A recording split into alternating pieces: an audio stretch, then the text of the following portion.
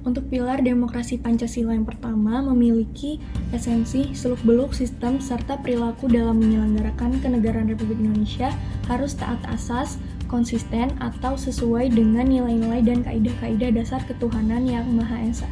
Untuk yang kedua, esensinya yakni mengatur dan menyelenggarakan demokrasi menurut Undang-Undang Dasar 45 bukan dengan kekuatan naluri, kekuatan otot, atau kekuatan massa semata-mata.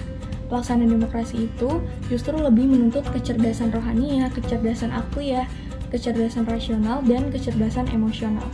Untuk yang ketiga, memiliki esensi kekuasaan tertinggi ada di tangan rakyat. Secara prinsip, rakyatlah yang memiliki atau memegang kedaulatan itu.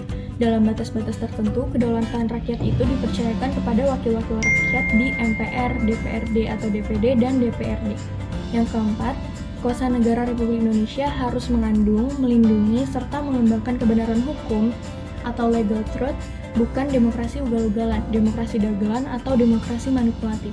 Kemudian, kekuasaan negara itu memberikan keadilan hukum atau legal justice, bukan demokrasi yang terbatas pada keadilan formal dan pura-pura. Kekuasaan negara itu menjamin kepastian hukum atau legal security, bukan demokrasi yang membiarkan kesemrautan atau anarki. Yang kemudian, kekuasaan negara itu mengembangkan manfaat atau kepentingan hukum atau legal interest seperti kedamaian dan pembangunan, bukan demokrasi yang justru mempopulerkan fitnah dan hujatan atau menciptakan perpecahan, permusuhan, dan kerusakan. Untuk pilar yang kelima, esensinya yakni demokrasi menurut Undang-Undang 45 bukan saja mengakui kekuasaan negara Indonesia yang tidak terbatas secara hukum, melainkan juga demokrasi itu dikuatkan dengan pembagian kekuasaan negara dan diserahkan kepada badan-badan negara yang bertanggung jawab. Jadi, demokrasi menurut Undang-Undang 45 mengenal semacam division and separation of power dengan sistem check and balance. Kemudian untuk pilar yang keenam, esensinya yakni demokrasi menurut Undang-Undang 45 mengakui hak asasi manusia yang tujuannya bukan saja menghormati hak-hak asasi tersebut, melainkan terlebih-lebih untuk meningkatkan martabat dan derajat manusia seutuhnya. Untuk pilar yang ketujuh, esensinya yaitu demokrasi menurut Undang-Undang 45 menghendaki diberlakukannya sistem pengadilan yang merdeka atau independen yang memberi peluang seluas-luasnya kepada semua pihak yang berkepentingan untuk mencari dan menemukan hukum yang seadil-adilnya. Di muka pengadilan yang merdeka, penggugat dengan pengacaranya, penuntut umum dan terdakwa dengan pengacaranya mempunyai hak yang sama untuk mengajukan considerance, dalil-dalil, fakta-fakta, saksi, alat pembuktian, dan petitumnya. Kemudian untuk pilar yang ke-8, esensinya adalah otonomi daerah merupakan pembatasan terhadap kekuasaan negara, khususnya kekuasaan legislatif dan eksekutif di tingkat pusat, dan lebih khusus lagi pembatasan atas kekuasaan presiden.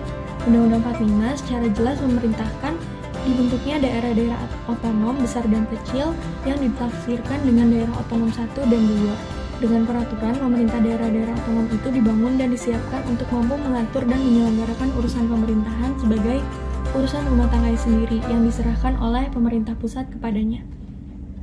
Selanjutnya untuk pilar yang ke-9, esensinya adalah demokrasi itu bukan hanya soal kebebasan dan hak, bukan hanya soal kewajiban dan tanggung jawab, bukan pula hanya soal mengorganisir kedaulatan rakyat atau pembagian kekuasaan kenegaraan. Demokrasi itu bukan pula hanya soal otonomi dan keadilan hukum, sebab bersamaan dengan itu semua, jika dipertanyakan where is the beef, demokrasi menurut Undang-Undang 45 itu ternyata ditujukan untuk membangun negara kemakmuran atau welfare state oleh dan untuk sebesar-besarnya rakyat Indonesia. Selanjutnya untuk pilar yang terakhir, yang ke-10, esensinya adalah sosial. Demokrasi menurut Undang-Undang 45 menggariskan keadilan sosial di antara berbagai kelompok, golongan, dan lapisan masyarakat. Tidak ada golongan, lapisan, kelompok, satuan, atau organisasi yang menjadi anak emas yang diberi berbagai keistimewaan ataupun hak-hak khusus.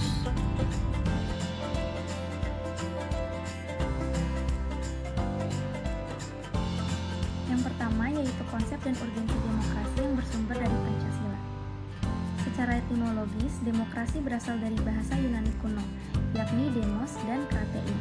Dalam The Advanced Learner Dictionary of Current English oleh Hornby DKK tahun 1988, dikemukakan bahwa demokrasi merujuk kepada konsep kehidupan negara atau masyarakat di mana warga negara dewasa turut berpartisipasi dalam pemerintahan melalui wakilnya yang dipilih. Pemerintahannya mendorong dan menjamin kemerdekaan berbicara, beragama, berpendapat, berserikat, menegakkan rule of law, dan adanya pemerintahan mayoritas yang menghormati hak-hak kelompok minoritas, dan masyarakat yang warga negaranya saling memberi perlakuan yang sama. Demokrasi ini sesungguhnya secara esensial terdapat kesesuaian antara 11 pilar demokrasi universal ala USIS tahun 1995 dengan 9 dari 10 pilar demokrasi Indonesia ala Sanusi 2006. Hal yang tidak terdapat dalam pilar demokrasi universal adalah salah satu pilar demokrasi Indonesia, yakni demokrasi berdasarkan ketuhanan yang Maha Esa. Dan inilah yang merupakan ciri khas demokrasi Indonesia, yang dalam pandangan Maududi dan kaum muslim Esposito dan Vol 1996 disebut teodemokrasi, yakni demokrasi dalam konteks kekuasaan Tuhan yang Maha Esa. Dengan kata lain, demokrasi universal adalah demokrasi yang bernuansa sekuler, sedangkan demokrasi Indonesia adalah demokrasi yang berketuhanan yang Maha Esa. Selanjutnya, 3 tradisi pemikiran politik demokrasi. Secara konseptual, seperti dikemukakan oleh Charles Alberto Torres 1998, demokrasi dapat dilihat dari 3 tradisi pemikiran politik. Yang pertama yaitu Classical Aristotelian Theory, yaitu pemerintahan oleh seluruh warga negara yang memenuhi syarat kewarganegaraan. Yang kedua Medieval Theory, yaitu suatu landasan pelaksanaan kekuasaan tertinggi di tangan rakyat. Dan yang ketiga Contemporary Doctrine of Democracy, yaitu konsep republik sebagai bentuk pemerintahan rakyat yang baik. Kira tentang demokrasi Indonesia. Menurut Budiarjo dalam buku Dasar-Dasar Ilmu Politik, yaitu tahun 2008, demokrasi yang dianut di Indonesia adalah demokrasi yang berdasarkan Pancasila yang masih terus berkembang dan sifat dan ciri-cirinya terdapat berbagai tafsiran dan pandangan. Meskipun demikian, tidak dapat disangkal bahwa nilai-nilai pokok dari demokrasi konstitusional telah cukup tersirat dalam UUD NRI tahun 1945. Menurut Muhammad Hatta, demokrasi desa atau desa demokrasi merupakan demokrasi asli Indonesia yang bercirikan 3 hal, yakni yang pertama cita-cita rapat, yang kedua cita-cita masa protes, dan yang ketiga cita-cita tolong-menolong. Ketiga unsur demokrasi desa tersebut merupakan dasar pengembangan ke arah demokrasi Indonesia yang modern. Demokrasi Indonesia yang modern adalah daulat rakyat, tidak hanya berdaulat dalam bidang politik, tetapi juga dalam bidang ekonomi dan sosial. Yang terakhir yaitu pentingnya demokrasi sebagai sistem politik kenegaraan modern. Pentingnya demokrasi dikarenakan demokrasilah yang memegang peran penting dalam masyarakat dan dalam tata aturan suatu negara. Tanpa adanya demokrasi di suatu negara dan segala sesuatunya diatur oleh pemerintah, maka hilanglah kesejahteraan masyarakat dan kacaulah negara tersebut. Demokrasi sangatlah penting dan diperlukan masyarakat. Tidak hanya sekadar pemerintah yang memegang kendali dalam pengaturan suatu negara, perlu adanya masyarakat yang komplement, mendukung, dan masyarakat perlu terlibat dalam pembangunan suatu negara demi terciptanya kemakmuran dan kesejahteraan negara. Dengan demokrasi tidak ada saling ingin menang sendiri, saling memaksakan kehendak, saling menghina, saling melecehkan, saling menjatuhkan. Yang ada saling menghargai, saling menghormati, saling mengerti, saling menerima pendapat orang lain, saling lapang dada, saling tenggang rasa, dan kehidupan yang nyaman pasti akan tercipta. D. Alasan mengapa diperlukan demokrasi yang bersumber dari Pancasila. Hingga sekarang ini kita masih menyaksikan sejumlah persoalan tentang kelemahan praktek demokrasi di negara kita. Berbagai permasalahan tersebut yang sempat muncul di berbagai media sosial adalah yang pertama, buruknya kinerja lembaga perwakilan dan partai politik. Yang kedua, krisis partisipasi politik rakyat. Yang ketiga, munculnya penguasa di dalam demokrasi. Dan yang keempat, demokrasi saat ini membuang kedaulatan rakyat. Nah, pentingnya krisis partisipasi politik rakyat yang pertama tadi disebabkan karena tidak adanya peluang untuk berpartisipasi atau karena terbatasnya kemampuan untuk partisipasi dalam politik. Nah, secara lebih spesifiknya, penyebab rendahnya partisipasi politik tersebut itu yang pertama adalah pendidikan yang rendah yang menyebabkan rakyat ini kurang aktif dalam melaksanakan partisipasi politiknya. Yang kedua, tingkat ekonomi rakyat yang rendah. Yang ketiga, partisipasi politik rakyat yang kurang mendapat tempat oleh pemerintah. Munculnya permasalahan-permasalahan tersebut itulah merupakan alasan mengapa diperlukan demokrasi yang bersumber dari Pancasila. Demokrasi merupakan suatu sistem pemerintahan yang dirancang dari rakyat, oleh rakyat, dan untuk rakyat. Sedangkan Pancasila merupakan dasar negara Indonesia yang bersumber pada nilai-nilai luhur bangsa Indonesia itu sendiri. Pancasila mengandung cita-cita dan pedoman dasar bangsa Indonesia untuk mewujudkan jati diri bangsa Indonesia yang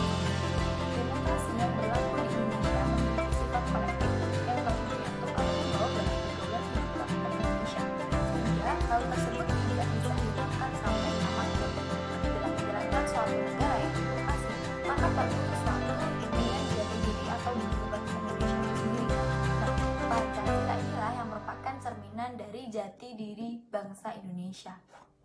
Untuk mencapai sistem pemerintahan yang baik, demokrasi tersebut harus sesuai dan tidak bertolak belakang dengan nilai-nilai Pancasila, sehingga Pancasila dapat menjadi sumber hukum dari segala hukum dari negara Indonesia. Nah, diharapkan dengan menganut demokrasi Pancasila, hal tersebut dapat menjadi suatu fondasi untuk mencapai kemakmuran negara Indonesia. C. Menggali sumber historis, sosiologis, dan politik tentang demokrasi yang bersumber dari Pancasila. 1. Sumber nilai yang berasal dari demokrasi desa. Pertama, paham kedaulatan rakyat sebenarnya sudah tumbuh sejak lama di Nusantara.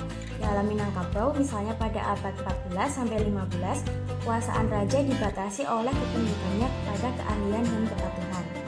Kedua, transisi demokrasi asli Nusantara tetap bertahan sekalipun di bawah kekuasaan feodalisme raja-raja Nusantara. Karena di banyak tempat di Nusantara, tanah sebagai faktor produksi yang penting tidaklah dikuasai oleh raja, melainkan dimiliki bersama oleh masyarakat desa. Karena pemilikan bersama tanah desa ini, hasrat setiap orang untuk memanfaatkannya harus melalui persetujuan oleh kaumnya. 2. Sumber nilai yang berasal dari Islam. Nilai demokratis yang berasal dari Islam bersumber dari akar teologisnya. Inti dari keyakinan Islam adalah pengakuan kepada ketuhanan yang Maha Esa atau tauhid monoteisme. Dalam keyakinan ini, hanya Tuhanlah satu-satunya wujud yang pasti.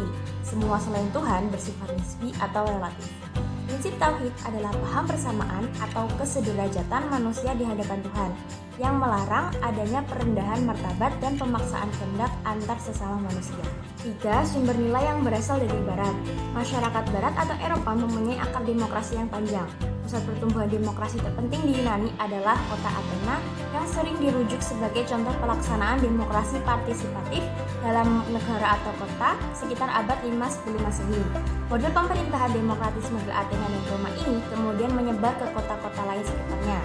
Kehadiran kolonialisme Eropa, khususnya Belanda di Indonesia, membawa dua sisi koin peradaban Barat, yaitu sisi represi imperialisme, kapitalisme, dan sisi humanisme demokratis. Perkembangan sejarah demokrasi Indonesia sampai masa Orde Baru dapat dibagi dalam 4 masa, yaitu A. Masa Republik Indonesia I pada tahun 1945 sampai 1959 yang dinamakan masa demokrasi konstitusional. B. Masa Republik Indonesia II pada tahun 1959 sampai 1965 yaitu masa demokrasi terpimpin. C. Masa Republik Indonesia III pada tahun 1965 sampai 1998 yaitu masa demokrasi Pancasila. D. Masa Republik Indonesia IV pada tahun 1998 sampai sekarang yaitu masa reformasi.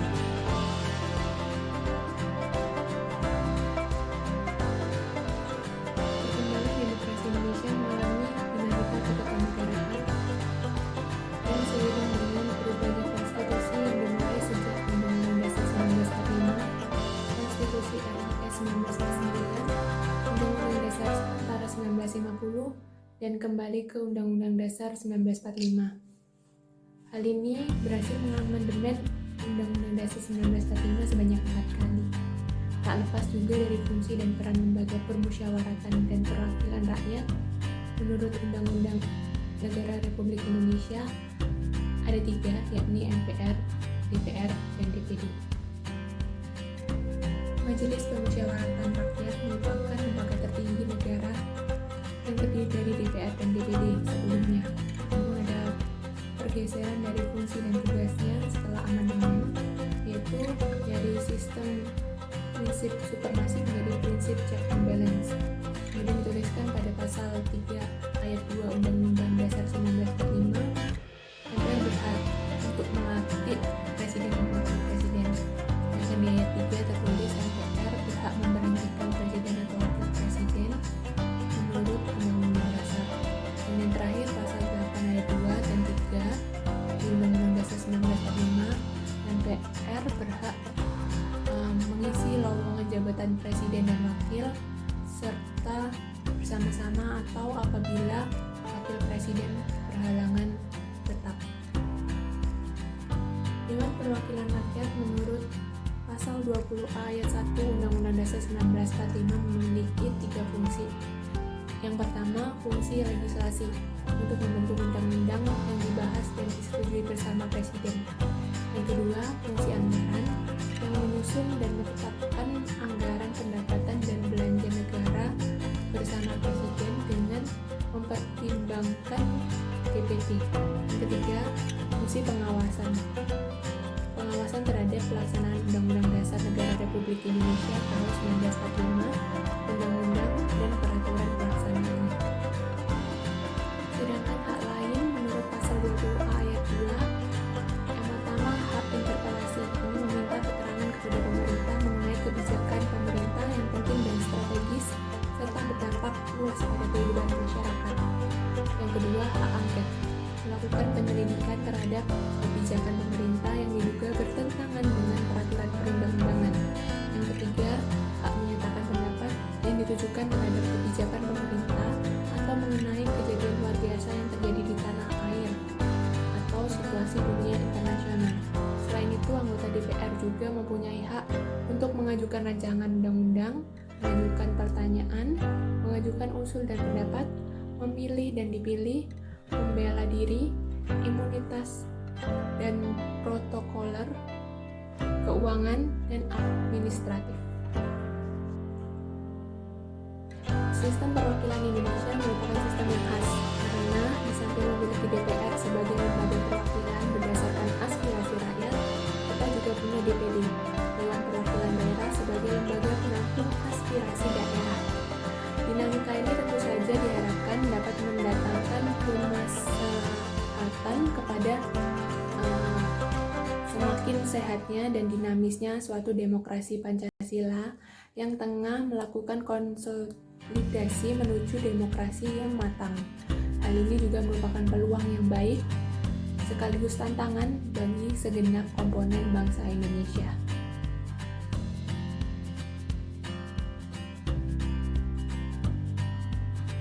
Demokrasi di Indonesia selain punya sifat yang universal, juga punya sifat khas yang sesuai dengan budaya bangsa Indonesia yang berdasarkan Pancasila.